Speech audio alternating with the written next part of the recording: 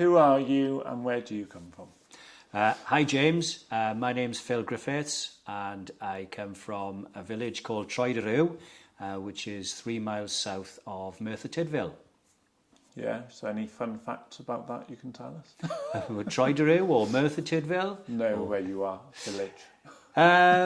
It's a village of about 4,500 residents. It straddles both sides of the River Taff. Lots of history there, sort of industrial and pre-industrial. Yeah. Lots of really nice walks. It's a nice place to live. Yeah, that's good. Can you tell us about the event on the 22nd of June? Yes, I can. It's a march for independence. And independence, in a nutshell, means freedom from Westminster so that Wales has its own full government and able to make its own laws, raise its own taxes and revenue and so on, so that it can make its own way in life, make its own decisions, and hopefully be more prosperous than it is at the moment. So these marches have been going since 2019. The first one was in Cardiff, then there was one in Carnarvon, and then the third one came to my hometown, Merthyr Tydfil. Yeah. And I feel really fortunate that I've been to all the marches so far. Yeah. And there's a big sense of celebration. Yeah. So they're not marches in the sense that they're protests. You know, there's no anger, there's no violence. It's a family event. It's a fun event. They're very colourful. There's music. And speeches at the end as well. So it's really, really inclusive. It includes everyone. And I think so far every one of them has been different in its own way, because they, obviously different parts of Wales has, their own little different local different populations. Different populations areas. And slightly different identities. So that comes into the marches as well. But I think the thing that they all have in common is that they are a celebration of where we've got to so far on the way to highlighting the need for independence for Wales. Yeah, that's good. So next question is, can you tell people what they will see on the day of the march? Oh, okay. They'll see lots and lots of flags. So there'll be lots of Welsh Dragon flags. There'll be lots of YesCymru flags, and there'll be St David flags. It's a riot of colour, basically. Yeah. We're fingers crossed for the weather. So far, for all the marches, the weather's been good. So hopefully it'll be the same on the 22nd in Carmarthen. There's music and there'll be speeches. So along the way, we'll be doing a circular route that starts and finishes in Carmarthen Park. Yeah. And then the speeches will be there afterwards as well. But there'll be marching bands, there'll be samba bands, musicians and so on, taking part in the march as well. So, lots of colour, lots of sound, lots of music, and just a great day out. Yeah, I'm looking forward to that day. The whole team are going to try and get down here and be part of it. Excellent. Come and support it. Yeah, I look forward to seeing you there. Okay. Why is this important to you and your members? Because it's a way of bringing everyone together, and it's a way of reaching out as well to people who maybe haven't decided yet how they feel about the idea of independence. And this is another reason why we go to different parts of Wales every time, rather than just, we could just hold it in Cardiff every time if we wanted to, but then of course, you'd only be getting the people... message doesn't get around Wales. Yeah. So this is why we're on a tour all around Wales. So we're taking the message then to different communities right across Wales. So that, and there is, historically, there's been a bit of a spike then in membership following the marches. You know, we do tend to find more people then joining the movement as a result of the good experiences they've had at the march. Yeah, that's really good. For our audience with learning disabilities, can you explain independence in an easy way? It's right. Independence in an easy way would be, if we look around at the moment, all across Wales, we've got lots of problems. You know, for example, we've got 1 in 3 children growing up in poverty. We don't look after our elderly and disadvantaged people as well as we should as a society. And these are things we could do and do much more effectively if we had full control of our own country with a full government, you know, running things and raising money then and making decisions for the benefit of the people of Wales.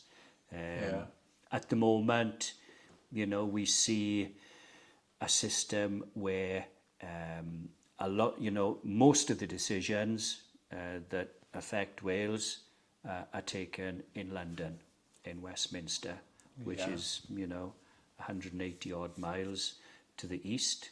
And it's, you know, it's a situation where, you know, we need to have these decisions being made closer to the people of Wales in order for them to be effective and for the people of Wales to feel that, you know, their voices are being heard.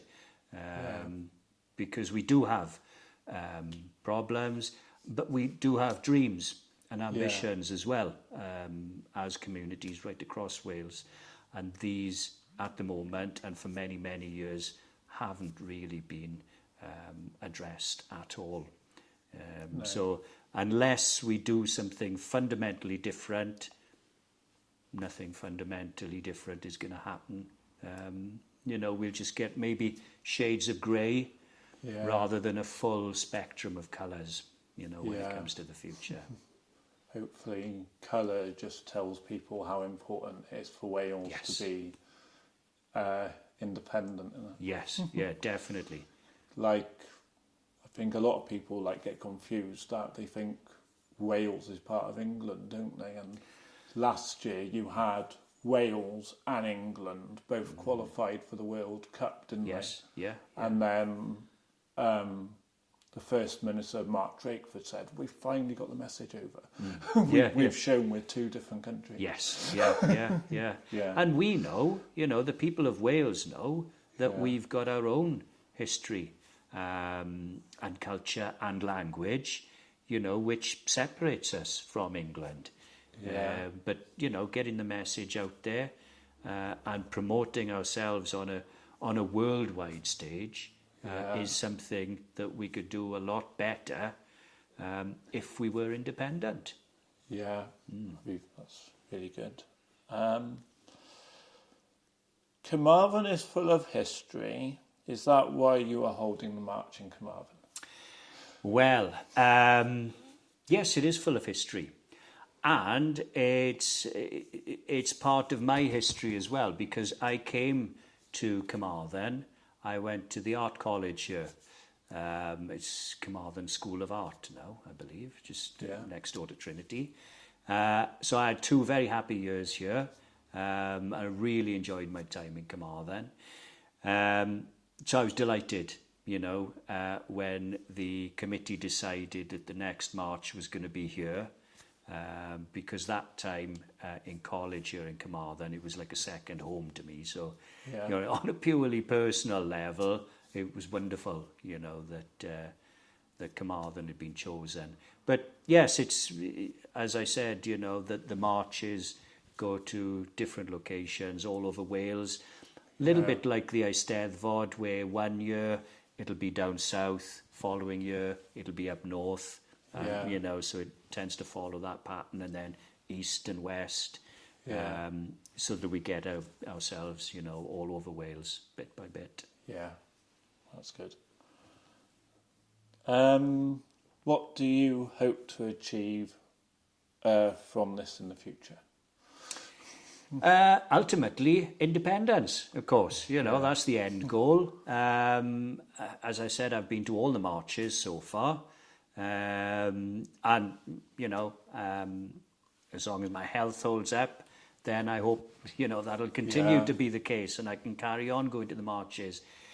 Having said that, I hope that I'm not going to be going to hundreds and hundreds of these marches, you know, and that at some point in a few years' time, we'll have reached a situation where we'll be having a referendum on independence and winning that referendum. And then, of course, YesCymru will be no more. We will have achieved what we were set up to achieve. And then we can all, you know, pat each other on the backs, and shake each other's hands and say, well done, everyone.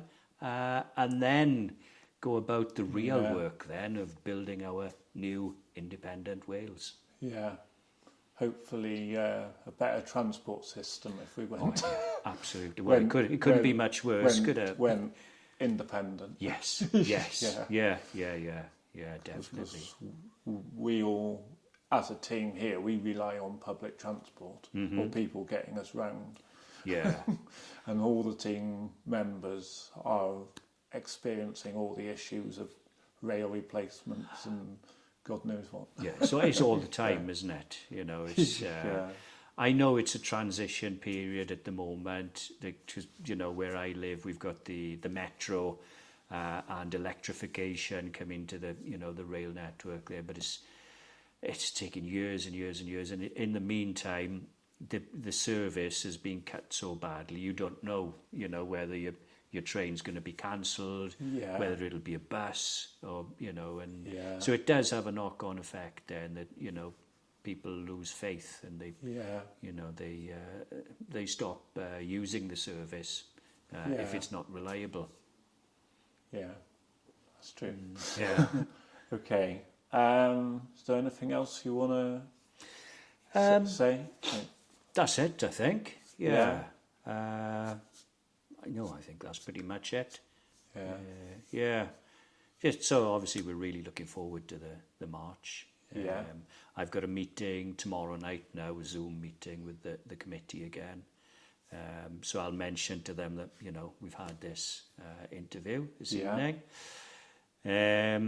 But yes, it's always exciting, you know, the lead up to the marches and reaching out and trying to get people to speak. You know, because people in the run up to the march, they do sort of magically come out of the woodwork and say, oh yeah, you know, I'd be interested in speaking.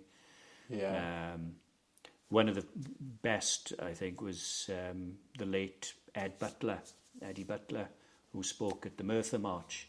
And he, you know, reached out to us, and initially we didn't think it was him. We thought it was someone, you know, pretending to be him or just happened to have the same name or whatever. But his speech on the day in Merthyr was absolutely incredible. So it you know, things like that, and, you know, who knows who you know, the Carmarthen March might throw up now. So it's really exciting. Okay then, thanks Phil. No problem, James. Okay, Thank you. We'll see you again. Yes, on the 22nd. Yeah.